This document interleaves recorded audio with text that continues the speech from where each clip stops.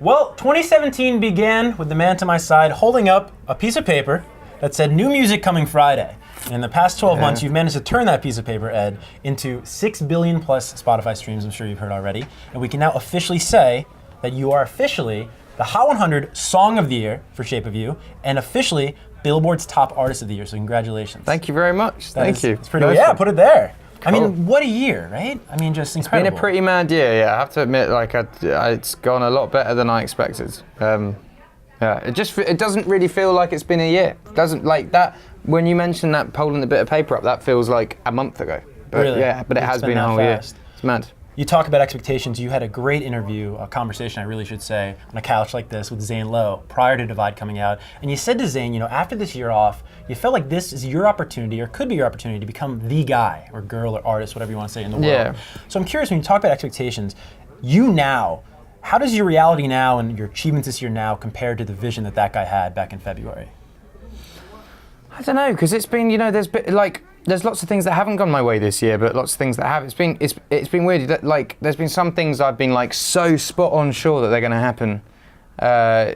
Headlining Glastonbury, I remember like walking out and being like, "This is going to be my best show of the year," and then walking off and being like, "Oh, I don't know." Like I just didn't feel what I thought I'd feel. Whereas there's other things where stuff is completely unexpected, like getting Beyonce on the remix of Perfect. That was something that just happened, and yeah, so it's been like a year of, like, when one door closes, another one opens, basically. And I don't know if it was the year off, Ed, or what it was, but you seem like you're in a place now where you can kind of take those unexpected turns, whether they're for good, like when Beyonce hops on a song, or whether the set doesn't go as planned. You can take them in stride better than maybe before.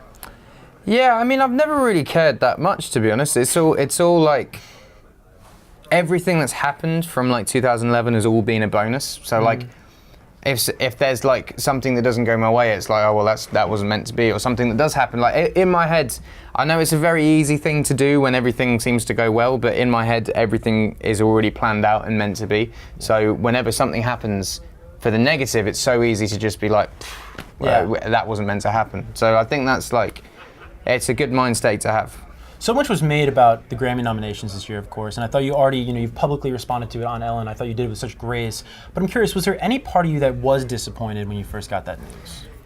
No, because I understood why it happened. Like, there's a very clear reason why that happened, and it's bigger than me, like much bigger than me. And like, you know, it's just something that, again, it was just meant to be. That is the way that this year was meant to roll out, and like, you know, I'm not dying. Like, it's not like I'm never going to be nominated for a Grammy again. And I was nominated for 2 Grammys. Like, it's like, there's so, like, and then straight, like, the week, this is why everything's meant to be. The week after that, I get an MBE from the Palace. I go #1 on Spotify and all things. I go #1 on Billboard and all things. I'm about to have my second ever Billboard #1. Like, there's so many other things in the mix that counterbalance it. Like, it's just, that's just the way I live my life. When exactly that, when one door closes, another door opens, and I'm just like, it's you'll really, really send yourself mentally if you think into things too much. And like, I'm just so easygoing when it comes to that. Like, it wasn't even like an angry phone call. It was just like, okay, well, that's the way that it is. Yeah. Yeah. This is going to be a big week for you. You know, it's Monday right now as we do this interview and we talk about you winning these honors, really, from Billboard. Friday, big album called Revival comes out that you're going to be guest starring on. Yeah. With a guy named Eminem. God, it is Friday, isn't it? Wow. It's coming up. Yeah. What can you tell us about River? It was a song, I would sound like such a cunt name dropping, but I was traveling Australia, and Russell Crowe has a house that's a big farm. He wasn't staying there, but he said, when you travel, just use my house. So I get to this, it's like a huge farm, has a recording studio on it. There's like loads of cool stuff, like horses and stuff. And I get an email from Paul Rosenberg, Eminem's manager, and he said, we're going to start putting the album together. Send any ideas. And I've kind of, in the back of my head, always been like, if I ever worked with Eminem, I would do. So I had a very clear thing in my head of what I wanted to do. So I used the studio at Russell's house and made this, like, you know, I played the drums on it and then played the guitar and then recorded the thing and wrote the chorus and did the piano on it and then sent it off and then didn't hear anything back. This was like March 2016. And then like May 2017, I was in Mexico, and my mate Emil, who produces a lot for Eminem, is like, "Oh, I've done some drums and stuff on the River song that you wrote," and I was like, "Oh, cool. Are you going to send it to him?" And he's like, "Oh no, he's done his verses," and I was like, what? Let's fly down to Mexico now. So like he flew down to Mexico. We like tweaked with it a bit more. I heard the song and got to meet Eminem in Detroit when I played there. He's such a sweet, talented guy.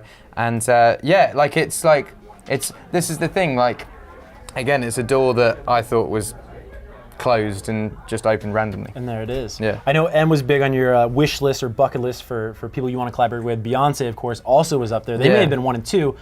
The song you have, Perfect. Yeah. She hops on it. Now, you know how this game works. We can't call it till it's over. It's like baseball or sports or whatever. But it's looking like today you're going to have the #1 song in America, Perfect, the duet with Beyonce. How's that feel? I mean, really fucking cool, to be honest. Like as I said, the year, like I started the year with my first ever Hot 100 #1 with Shape, and I'm ending the year with my second ever Hot 100 #1. And I think it's like, especially now in like these streaming times, it's so, and albums basically go up and down so quickly, and it's so hard to have campaigns nowadays. So to be able to have an album that came out in March and it's still top 10 and still having a hit single like Perfect is like, I mean, I just have to kind of give it up for Atlantic Records. I mean, they're very very good at their jobs. Congratulations on a successful year. Thank you. I'm in love with the shape of you. We push and pull like a magnet.